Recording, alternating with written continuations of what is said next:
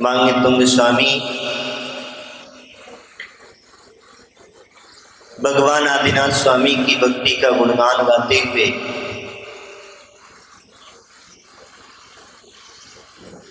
कि हे प्रभु, सर्व दुखों के दोषों की नाश करने वाली आपकी स्तुति की बात ही क्या है। केवल आपका नाम लेना ही जगत में पाप वैसे ही नष्ट कर डालता है। आचार्य मांगे तुंग स्वामी उस परम पिता परमात्मा से प्रार्थना कर रहे हैं कि हे भगवान, आपकी स्तुति जो है वह दोषों को नाश करने वाली है, दुखों को नाश करने वाली है। वह दोषों व दुखों को नाश करने के लिए हम भगवान की भक्ति किया करते हैं।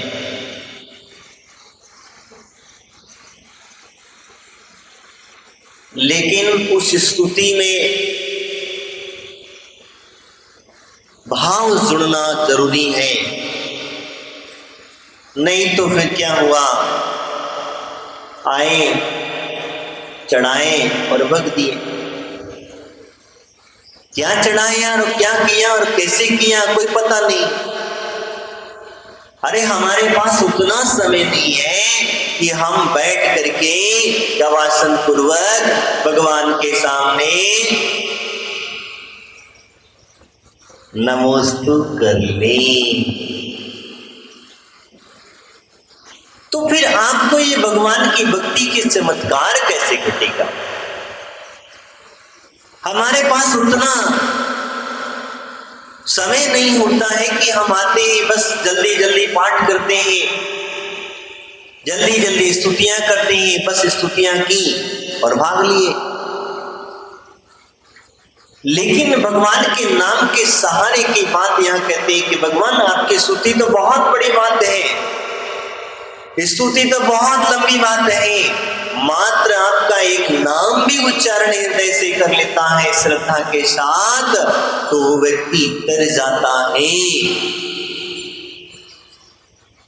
वो व्यक्ति तिर जाता है। नाम मात्र लेने से वो तिर जाता है। तो आप सोचो कि स्तुति करने से क्या फल मिलना चाहिए, लेकिन हम ना तो नाम भी ढंग से ले पाते हैं और ना ही स्तुति ढंग से कर पाते हैं। जब तक हम बैठ करके भगवान की भक्ति नहीं करेंगे, 2 मिनट शांति से नहीं बैठेंगे, नहीं निहारेंगे, नहीं चरणों में बैठेंगे और नहीं रुकेंगे, तो फिर होगा नुकसान किसका। आपने देखा है गुरुद्वारे में कोई लोग जाते हैं तो जाने के बाद वो क्या करते हैं, नहीं देखा है क्या करते हैं। बड़ी शांति के साथ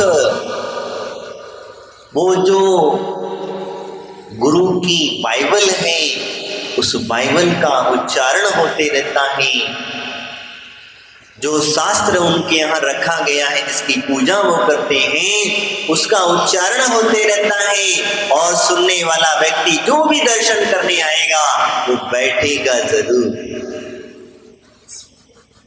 और वो भी बैठेगा कैसे, शांतिपूर्ण बैठेगा। और ऐसा शांतिपूर्ण बैठेगा कि वास्तविक का अनुभव करेगा। वो अनुभव हमें तो प्राप्त होता नहीं। हमारे आचार्य तो चिल्ला चिल्ला के थक गए, ग्रंथ भरे पड़े हैं कि भैया मंदिर में आकर के शांति से बैठना प्रारंभ करो। गुरुओं के पास आते हो तो वहां शांति से आकर के बैठना चालू करो, लेकिन कहाँ शांति, मंदिर में तो अशांति। और गुरुओं के पास जाएंगे तो गुरु जी तो एक तरफ बैठे रह जाएंगे और तुम अपनी रामायण पहले अपनी ही रामायण चालू कर देते हो, अपनी बातें प्रारंभ कर देते हो। तो महाराज के पास किसके लिए गए थे, महाराज के पास किसी ने गए थे दर्शन करने के लिए, हम गए थे उनका आशीर्वाद पाने के लिए, हम गए थे वहां पर शांति की खोज में कि कम से कम यहां तो भी शांति मिलेगी।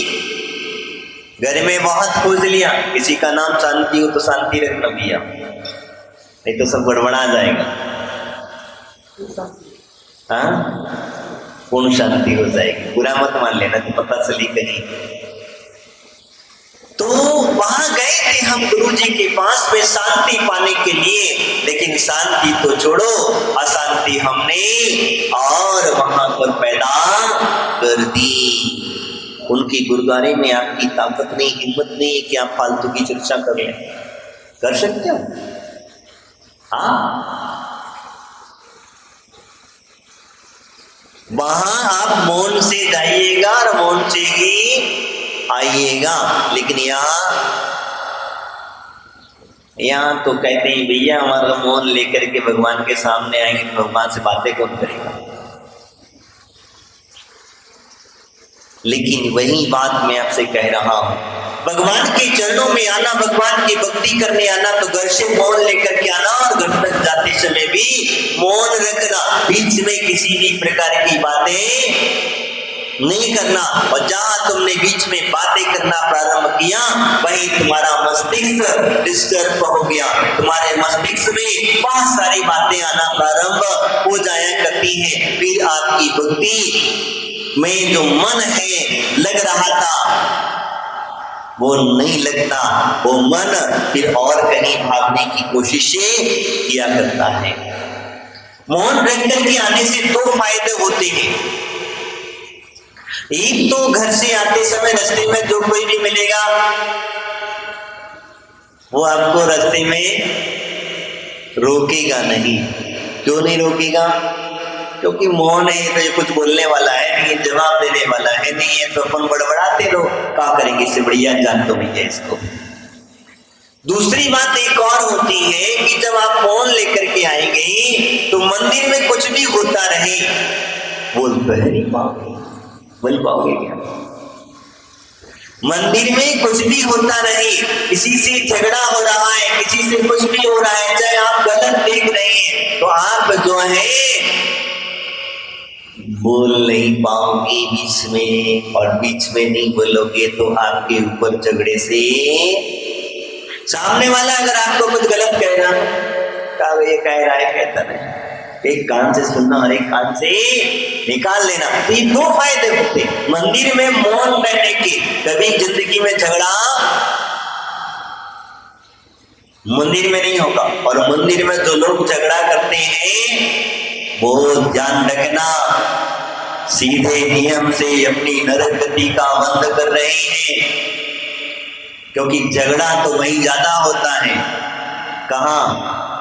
देवगतियों में झगड़ा नहीं होता, भोगवई में झगड़ा नहीं होता, और जो है झगड़ा होता है तो नरक गति में हुआ करता है। तो इसीलिए हमारे आचार्य भगवंत कहते हैं कि आपके भगवान की स्तुति करते समय हमेशा मौन पूर्वक, भगवान की भक्ति करते समय, घर से निकलते समय मौन पूर्वक आना चाहिए। कैसे आना चाहिए? मौन पूर्वक आना चाहिए। और जब घर से हम भगवान की भक्ति मौन पूर्वक आते हैं तो भक्ति करते समय मन में क्या आएगा? मन तो मानता नहीं है, मौन तो रह नहीं सकते, रह सकते क्या? कुछ ना कुछ तो चाहिए, सहारा चाहिए। तब हमें स्तुति का सहारा बोले, नाम का सहारा बोले, नमकार मंत्र का सहारा बोले। जब मन में उच्चारण होते हुए आप चले आएंगे तो आप बताओ पुण्य का संचय किया कि पाप का?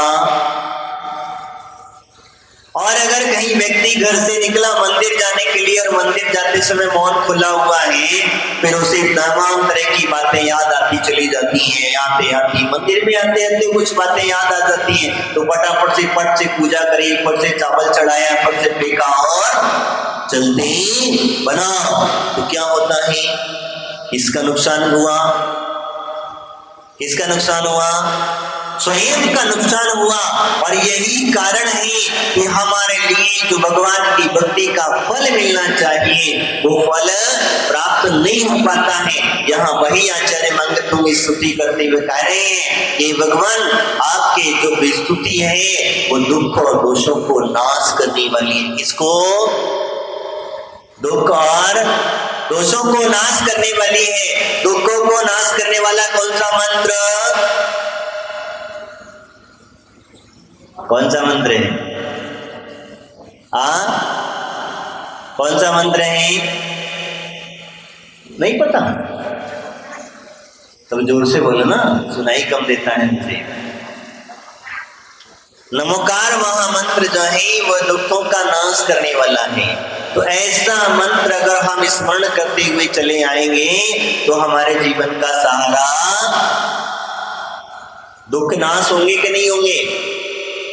होंगे कि नहीं होंगे?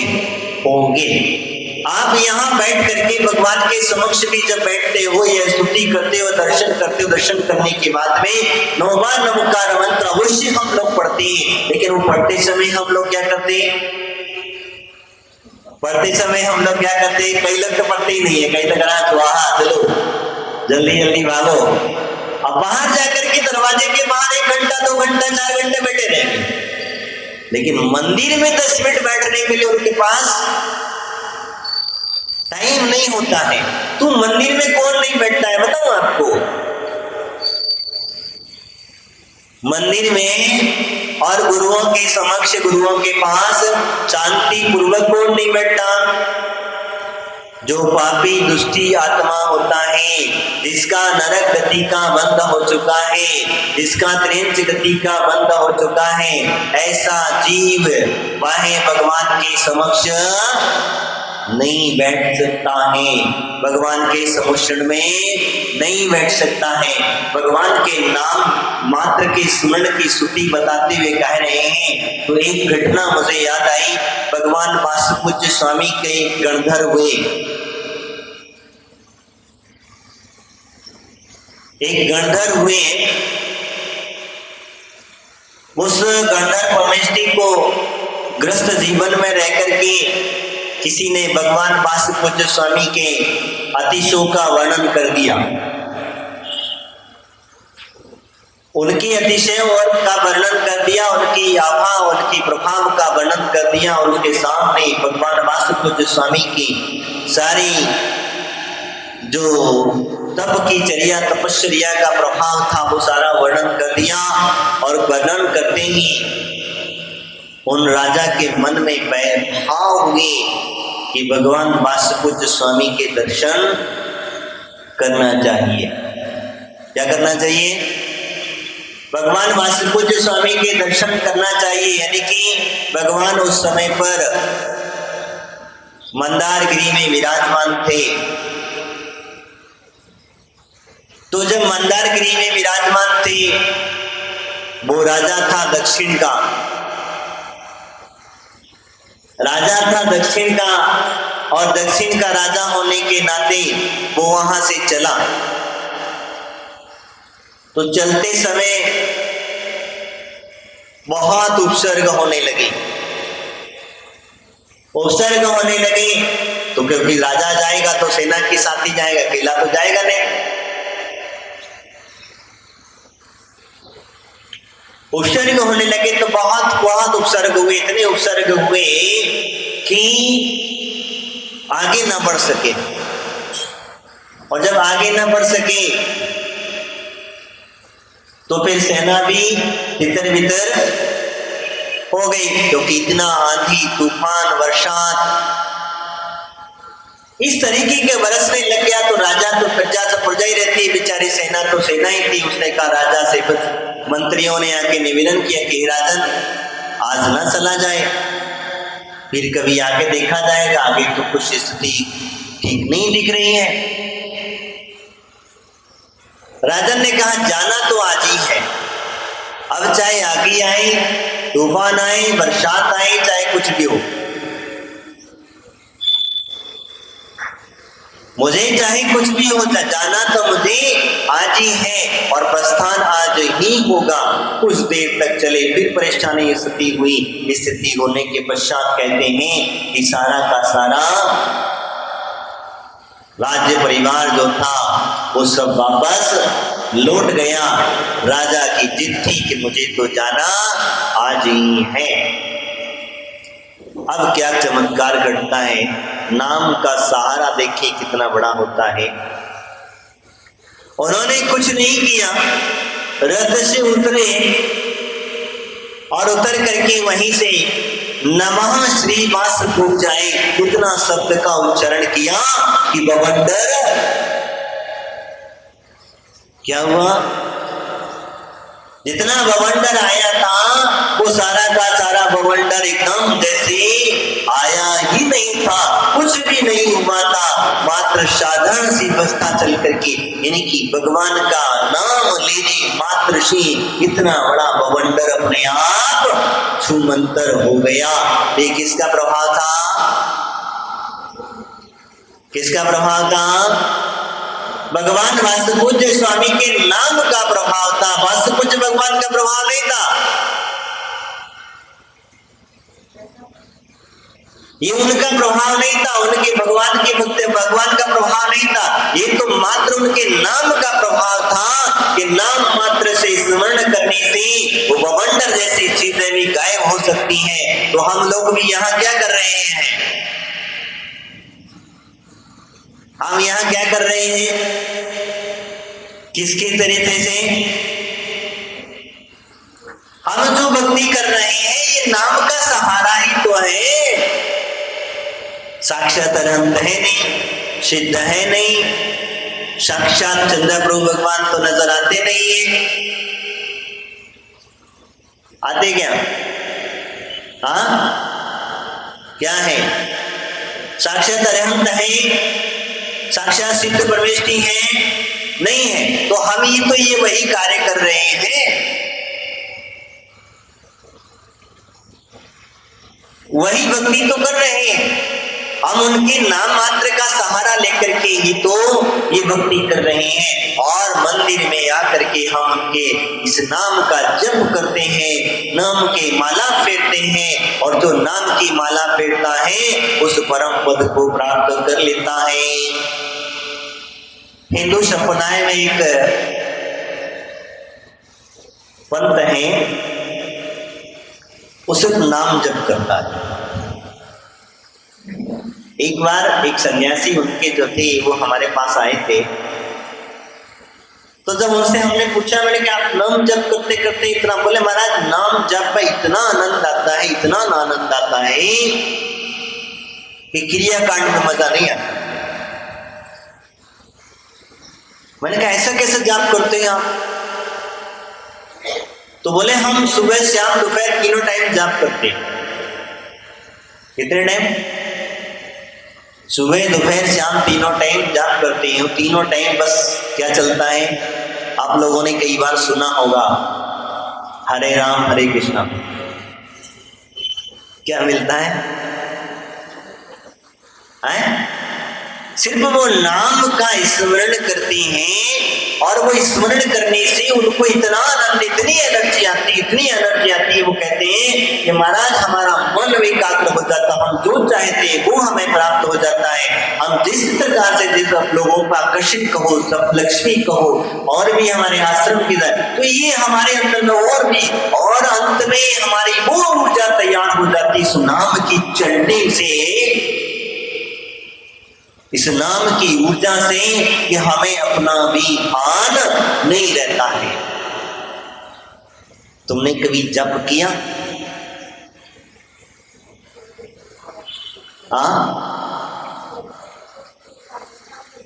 क्या बोले? मन नहीं लगता। मन लगे कैसे? मन में विकल्प इतने लगे हुए हैं, मन में विचार इतने लगे हुए हैं, मन के ऊपर काम इतने पड़े हुए हैं, इतना प्रेशर पड़ा हुआ है। तो जब तक आप प्रेशर को रिलीज नहीं करोगे, मन को हल्का नहीं करोगे, तो मन लगे कैसे? तुमने ऊपर उसके इतने वजन डाल दिए, इतने कामों की गिनती उसको आपने पहले से दे रखी है, पहले से ही आपने उसको इतना वो दे रखा है कि इतनी लोड दे रखा है कि वो बेचारा रुके तो रुके काम, लेकिन वो भी कोई कम नहीं है, बंदर की तरह है। मन को बंदर कहा है, और जब बंदर कहा है तो बंदर की व्यवस्था क्या होती है? बंदर एक डाली से दूसरी डाली पे उछलते रहता है, वैसे ही तुम हो, बुरा मत मानना मेरी बात को, वैसे ही तुम हो कि तुम इस डाली में कभी उस डाली में, कभी यहाँ तो कभी वहां, कभी घर में तो कभी मंदिर में, तो कभी मंदिर में तो कभी घर में, कभी ऑफिस में कभी दुकान। तो हम मंदिर की तरह उछलते रहते हैं। घड़ी में पता चलता है कि दिल्ली पहुंच गए, पर घर में पता चल रहा है कि लखनऊ में है, घड़ी में पता तो तुम्हारा पता खतरनाक काम हो गया है।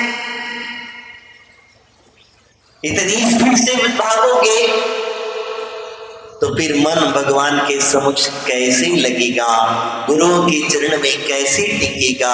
असंभव है।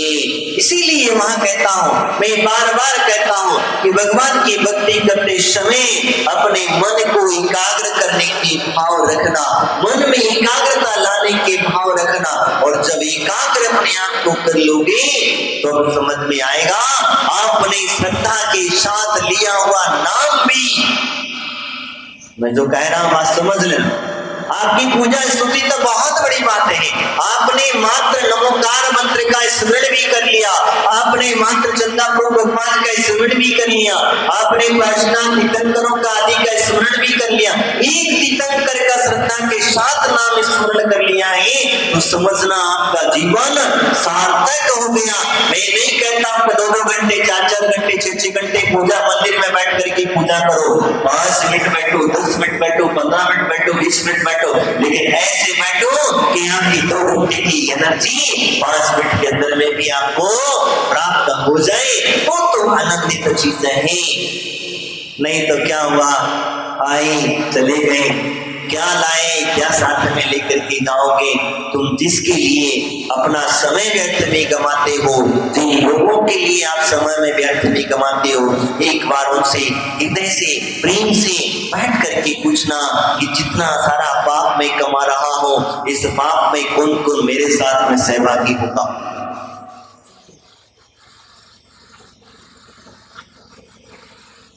उन लोगों से पूछ लेना, प्रेम पूर्वक पूछ लेना कि मैं जितना पाप कमा रहा हूं, इन सारे के सारे पाप में कौन कौन मेरे साथ में सहभागी बनने वाला है? तो सब अपने अपने रास्ते को नाप करके अलग अलग चले जाएंगे, आपको अकेला छोड़ करके। जब आपको अकेला छोड़ करके चले जाएंगे तो क्यों ना थोड़ा सा अपने जीवन का कल्याण कर ले, क्यों ना तू अपने जीवन के लिए कुछ पुण्य कमा ले। क्या जब तक तू दूसरों की नौकरी करता रहेगा, तेरी भी नौकरी करने वाला कोई मिल जाए, तेरी भी कोई सेवा करने वाला कोई मिल जाए, तब तक ये क्या है? दूसरों की नौकरी तो है ही है। तुम घर का काम करते हो, परिवार का काम करते, पालन पोषण करते, तुम्हारा क्या है? तुम्हारा होता तो तुम खर्चा करते, तुम्हारा होता तो तुम खर्चा करते, तुम्हारा है नहीं, नौकरी है, नौकरी को जितनी पगार मिल जाती है उतना खर्चा कर लेते हो, इससे ज्यादा तुम खर्चा कमाते जरूर हो, मेहनत करते जरूर हो, दुकान पे बैठते जरूर हो, ऑफिस में जाकर के पैसा कमाते जरूर हो, लेकिन बाद में खर्चा तो उतना ही करते हो जितने नौकर को एक तनख्वाह मिला करती है, उसमें भी सोच सोच करके करते हो। यही कारण होता है बंधुओं, मैं आपसे जो कह रहा हूं, तो भगवान के नाम का सहारा हमें तार देता है, तो हम तो यहाँ इतनी बड़ी स्तुति करने जा रहे हैं, इतनी स्तुति बड़ी स्तुति करते हैं, तो इतनी सारी स्तुतियां हम पढ़ लाते हैं, लेकिन तब भी हमें एक सहारा नहीं मिल पाता है। तो बंधु यही कारण है, आप अभी मात्र द्रव्य से मंदिर में आए हैं, भाव से मंदिर आ जाइए, भाव से भगवान के चरणों से जुड़ जाइए, भाव से आप इस पूजा से जुड़ जाइए, फिर देखिए आपके जीवन में कितना बड़ा ऊर्जा भर जाएगी। आप बीमार होते हुए भी स्वच्छ आप बीमार होते हुए भी स्वस्थता पाओगे, आपके जीवन में खुशहाली भर जाएगी, आपको आनंद से भर देगा और आपको लगेगा कि मैं अकेला नहीं हूं, मेरे पीछे पीछे सब भागेंगे। और जब तुम्हारा पुण्य प्रबल होगा, जब तुम्हारा पुण्य प्रबल होगा, तुम्हारी विस्तुति में दम होगा, इस भजनों में भजन होगा, तो फिर अपने आप जिनसे भी पूछोगे कि तुम मेरी पुण्य में कौन कौन सहभागी बनोगे?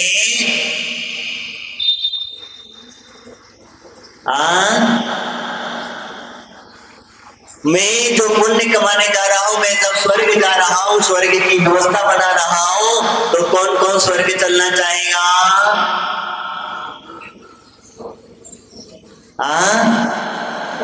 तब भी कोई नहीं जाएगा, तब भी कोई नहीं जाएगा। बात सत्य कह रहे हैं, क्योंकि स्वर्ग जाने की जब बात आ जाती तो भी कहेगा नहीं भैया तुम जाओ, हम बाद में आते हैं, तुम आगे बढ़ो, हम आगे पीछे से आ रहे हैं, तुम बस चिंता न करो। तो वहां भी वो रुक जाता है, वो भी रोक लेता है अपने आप को। तो क्यों रोक रहा है? यानी कि उसे पुण्य भी पसंद नहीं है और पाप भी पसंद नहीं है। पुण्य के साथ में भी कोई रहता नहीं है और पाप के साथ में भी कोई रहता नहीं है, सब अपने अपने कर्म का खेल। यहाँ मैं चर्चा कर रहा था उस दुख दोष को नाश करने वाली स्तुति की, और भगवान से प्रार्थना करता है और वह कहता है केवल आपका नाम लेने मात्र से जगत की पाप वैसे ही नष्ट कर डालता है। इस प्रकार सूर्य की तरह बहुत दूर रहता हुआ भी प्रकाश कमलों की वन में कमलों के फूलों को विकसित कर दिया करता है। सूर्य का प्रकाश जो होता है, कितनी दूर है सूरज, वो सूरज जैसे ही उगता है तो कमल अपने आप खिल जाया करता है, सूरज अस्त होता है कमल मुरझाया करता है, मुरझाता कि नहीं मुरझाता? संकुचित होता है। वैसे ही भगवान मैं जो भक्ति कर रहा हूं आपके दुखों के, लेकिन मैं तो वो नहीं कर रहा हूं संकुचित, यानी कि आपके प्रभाव से आपके दुखों को यानी नाम मात्र स्तुति करने का वह फल यहाँ पर बताते हैं। तो मैं आपसे जो कह रहा था, आप जिन परमात्मा की स्तुति करते हो, भगवान सिद्धशिला पे विराजमान है। कहाँ है भगवान? सिद्धशिला पर विराजमान है। और भगवान सिद्धों की आराधना करो, अरहंतों की करो, तीर्थंकरों की करो। तीर्थंकर तो एक सिद्ध के कितने सारे तीर्थंकरों के अंदर में समाहित हो जाते हैं, लेकिन फिर भी यहाँ से बैठा हुआ भक्त उनके नाम के सहारे को लेकर के वह तीर जाया करता है। स्वर्ग और मोक्ष के साथ साथ में नरक नहीं जाएगा, स्वर्ग और मोक्ष को प्राप्त कर लिया करता है। स्वर्ग तो स्वाभाविक मिल जाता है और मोक्ष भी उसके माध्यम से प्राप्त कर लिया करता है। यही वास्तविकता संबोधन देते हुए कहते हैं, आप जिन प्रतिमा की पूजा करते हो ये पाषाण खंड है, क्या है? ये भगवान की आकृति है, भगवान नहीं है क्या? ये भगवान की आकृति है, भगवान नहीं है, लेकिन फिर भी हम इनकी पूजा करते हैं, फिर भी हम इनकी स्तुति करते हैं, फिर भी हम इनकी भक्ति करते हैं। फिर भी हम क्यों करते हैं? क्योंकि इसके पीछे रीजन है, क्योंकि ये आकृति हमारे अरहंत की है, ये आकृति हमारे सिद्धों की है, हमारी ये आकृति उस महान आत्मा पुण्यात्मा की है, जिन महान आत्मा ने अपने कर्मों के कृपा करके मुक्ति को प्राप्त कर लिया। ऐसी महान आत्मा की आकृति है, इसीलिए आकृति भी हमारे लिए पूजनीय है, इसीलिए आकृति हमारे लिए पूजनीय है, वंदनीय है, स्तुति करने के योग्य है, इसीलिए कहा जाता है। लेकिन ये साक्षात अरहंतों के अलावा इनके समक्ष भी अगर हम भक्ति आराधना करेंगे तो हमारा फल हमें दुगना मिल जाएगा। स्तुति का फल, जाप का फल, भक्ति का फल कई गुना बढ़ करके मिल जाएगा। हमारे आचार्य भगवंत कहते हैं, घर में जाप करोगे तो 1%, कितने %? घर में जाप करोगे तो 1%, पर्वत गुफा वन में आदि में जप करोगे तो 10%, 15%, 20, 50%, सॉरी भूल गए। और वन उपवन में जाप करोगे तो 75%, और तीर्थंकरों के समक्ष जाप करोगे तो पूरा 100% आपको उसका फल मिलता है। इसीलिए खास करके कहा जाता है कि भगवान के समक्ष बैठ करके भगवान की स्तुति करी जाए, प्रतिमा के समक्ष स्तुति की जाए तो उसका फल अधिक गुना मिल जाया करता है। यही कारण रहा होगा कि आचार्य मांगतुंगी की भक्ति से प्रभावित होकर के शासन देवताओं देवियों ने ला करके जो आदिनाथ भगवान का चैत्यालय था वो समक्ष ला करके खड़ा कर दिया, समक्ष ला करके बिठा दिया, समक्ष ला करके उस चबूतरे पर स्थापित कर दिया गया। यही कारण रहा होगा कि आचार्य मांगतुंग स्वामी के 48 ताले फूट करके भगवान के समक्ष हाथ जोड़ करके खड़े हैं, भगवान की स्तुति करे खड़े हैं। यही कारण रहा होगा, ये स्तुति का चमत्कार रहा होगा। इसीलिए मैं आपसे यह कह रहा हूं कि भगवान के नाम, भगवान की स्तुति, भगवान की भक्ति वह आपका नाम की तरह वह स्तुति वह आपके केवल आपके दुखों का नाश करे, आपके दोषों का नाश करे और उस परम पद को प्राप्त कराए। यही भावनाएं आप सभी की होना चाहिए। आपके संसार की चीजें बहुत मांग ली, संसार में बहुत सारी चीजों के सामने व्यवस्थाएं बहुत देख ली, ये सारे सब कुछ में तो बहुत कुछ हमारा टाइम हमने व्यस्त कर दिया। अब समय आया है कई दिनों का पुण्य भाव, कई दिनों का पुण्य इकट्ठा होकर के अब समय आया कि हमें भगवान की भक्ति करने का ये मौका मिला। ये वास्तविकता भाव होना चाहिए, ऐसे भाव हमें होना चाहिए कि आज हमारा भाग्य है कि भगवान की भक्ति करने का, स्तुति करने का सौभाग्य मिल रहा है। नहीं तो रोज उठता अपनी वही, आज मेरा सौभाग्य है, उस सौभाग्य को जगाने का दिन आया है। उसे पूर्णता से समर्पितता के भाव से जगा लेना, समर्पित हो जाना, आपके जीवन का कल्याण अवश्य हो जाएगा। आज इतना ही, बाकी की चर्चा हम कल फिर करेंगे इन्हीं भावनाओं के साथ। बोले महावीर भगवान की, आचार्य गुरु श्री सगति महाराज की, राधेश्याम जिनवाणी माता की, भक्तांबर महामंडल विधान की। आइए हम भक्तांबर के मंगलाचरण के साथ में भक्तांबर